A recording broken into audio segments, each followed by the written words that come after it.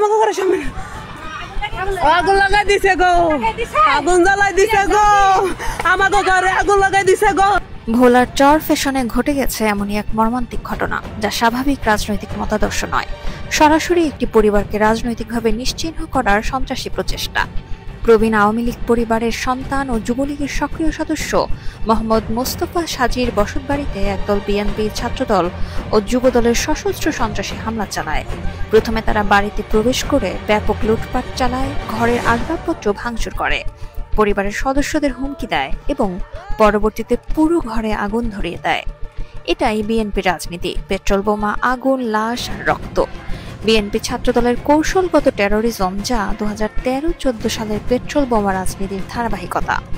বিএনপির মুখে গণতন্ত্র, আর বাস্তবে তারা চালায় আগুন সন্ত্রাস।